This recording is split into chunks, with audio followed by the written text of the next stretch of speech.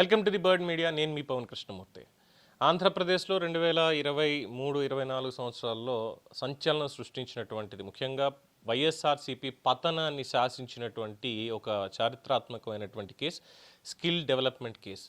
Andhra Pradesh skill డెవలప్మెంట్లో 371 కోట్ల రూపాయలు అవినీతి జరిగింది. 371 కోట్లు లూటీ చేసేశారు. ఇంకా మాట్లాడితే దాదాపు 2000 కోట్ల పైచిలకు కూడా దీంట్లో నడిచింది అని చెప్పని ఆరోపణలే కాదు, అసలు నోటీసులు కూడా లేకుండా ముందు అరెస్ట్ చేసి తర్వాత ఎఫ్ఐఆర్, తర్వాత ఛార్జ్షీటు, కోర్టుల్లో మరి ఏం జరిగింది, ఎలా జరిగింది అనేది చూసినప్పుడు ప్రస్తుత ముఖ్యమంత్రి, మాజీ ప్రతిపక్ష నేతగా ఉన్నటువంటి చంద్రబాబు నాయుడు గారిని అర్ధరాత్రి వెళ్ళి మరి అరెస్ట్ చేశారు. ఆ తర్వాత ఏం జరిగింది అనేది చరిత్ర, నేను కొత్తగా చెప్పక్కర్లేదు. ఇప్పటికీ ఆ గాయాలు వైసీపీ వాళ్ళని వేధిస్తూ ఉన్నాయి, వెంటాడుతూ ఉన్నాయి. ఇప్పుడు అదే స్కిల్ డెవలప్మెంట్ కేసు క్లోజ్ చేశారు.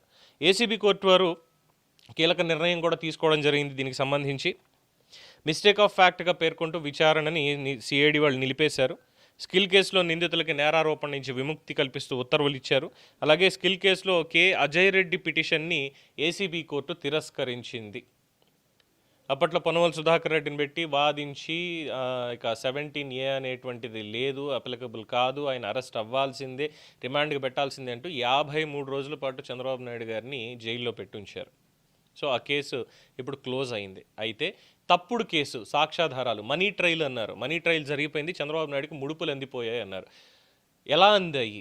ఎలక్ట్రల్ బాండ్స్ చూడండి, కావాలంటే వాళ్ళకి ఇగో ఈ సమయంలో ఈ కంపెనీల నుంచి ఇలా అమౌంట్లు వెళ్ళాయని. ఎలక్ట్రల్ బాండ్స్ సుప్రీంకోర్టు మొత్తం అన్ని లిస్టు బయటపెట్టింది. బయటపెట్టినటువంటి దాంట్లో ఏమైనా డబ్బులు వాళ్ళకి వెళ్ళాయా అంటే అక్కడికి కూడా వెళ్ళలేదు. చంద్రబాబు నాయుడుకి వ్యక్తిగతంగా ఏమైనా చేరాయా అంటే అక్కడికి కూడా చేరినట్టు ఆధారాలు వీళ్ళు చూపించలేదు. పైపెచ్చు సిఐడి సంజయ్ కావచ్చు, పొన్నవల్ సుధాకర్ రెడ్డి కావచ్చు, ఢిల్లీ దాకా వెళ్ళి అసలు సంబంధం లేనటువంటి ఢిల్లీలో ఎలీట్ మీడియాతోటి ప్రెస్ మీట్లు పెట్టి, హైదరాబాద్లో ప్రెస్ మీట్లు పెట్టి, ఎక్కడ కావాలంటే అక్కడ ప్రెస్ మీట్లు పెట్టి మరి ఇంకేముంది చంద్రబాబు ఫ్రాడ్స్టర్, ఇది చేశాడు అది చేశాడు అంటూ తప్పుడు మాటలన్నీ మాట్లాడారు. ఇదంతా అయిపోయింది, which is against the rules. అదొక పాయింట్. అండ్ ఆఫ్టర్ దట్ ఇప్పుడు ఎలాగో కేసు క్లోజ్ అయింది. మరి తప్పుడు ఆధారాలతోటి లేదంటే ఆ తప్పుడు కేసు పెట్టినటువంటి వాళ్ళని అరెస్ట్ చేయాల్సినటువంటి అవసరం కూడా ఉంటుంది కదా, ఉండదంటారా? మరి ఎప్పుడు వెళ్ళి అరెస్ట్? ఈ తప్పుడు ఆధారాలతోటి తప్పుడు కేసు పెట్టి 53 రోజుల పాటు జైల్లో పెట్టినటువంటి వాళ్ళు, 53 రోజుల పాటు జైల్లో పెట్టినటువంటి ఆ వేదనకి శిక్ష ఎప్పుడు? మరి ఇది చాలామంది అడుగుతున్నారు.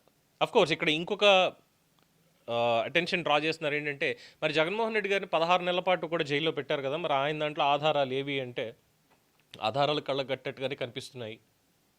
16 నెలలు జైల్లో ఉన్నారు, తర్వాత బెయిల్ మీద బయటకు వచ్చారు.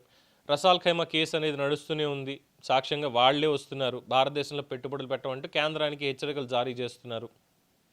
తర్వాత లేపాక్షి భూములు కావచ్చు, ఇవన్నీ కావచ్చు. ఈ క్విడ్ ప్రో కో అనేది జరిగింది అనడానికి కోర్టులో వాళ్ళు వేస్తున్నటువంటి డిశ్చార్జ్ పిటిషన్లు, జగన్మోహన్ రెడ్డి గారి కేసులు సాగుతున్నటువంటి తీరు, మనీ ట్రయల్ అనేటువంటి పాయింట్లో హైకోర్టు ఇచ్చినటువంటి ఉత్తర్వులతోటి కేసు నమోదు చేశారు. సిబిఐ కావచ్చు, ఎన్ఫోర్స్మెంట్ డైరెక్టరేట్ కావచ్చు, వాళ్ళు ఇప్పటికీ కూడా వాళ్ళ వాదనకు కట్టుబడి ఉండి ఇదిగో ఆధారాలని చెప్పి చూపిస్తున్నారు. ఇక్కడ డిశ్చార్జ్ పిటిషన్లు లూప్ హోల్స్ అనేవి వాడుకుంటూ ఏ విధంగా ముందుకెళ్తున్నారు అనేది కూడా తెలుస్తుంది. సో ఇక్కడ దానికి దీనికి కంపారిజన్ అనేటువంటిది లేనే లేదు. ఇక్కడ ఏసీబీ వాళ్ళు, ఆంధ్రప్రదేశ్ ఏసీబీ వాళ్ళు పెట్టారు. ఇది కక్షపూరితంగా ముందే స్క్రిప్ట్ డిజైన్ చేసుకుని పెట్టినటువంటి కేసుగానే అభివర్ణించారు తప్ప ఇంకొకటి ఏమీ లేదు. సో దీంట్లో ఇప్పుడు ఈ తప్పుడు కేసులు పెట్టి అరెస్ట్ చేయడం అనేటువంటి కాన్సెప్ట్, ఈ 53 రోజుల పాటు కేవలం వ్యక్తిగత కక్షలతో, రాజకీయ కక్షలతో మాత్రమే ఈ కేసు పెట్టారు అనేది చాలా స్పష్టంగా తెలుస్తోంది. మరి దీంట్లో ఈ తప్పుడు కేసులు పెట్టినటువంటి వాళ్ళ మీద శిక్షలు ఉండవా? ఇది అడుగుతున్నారు.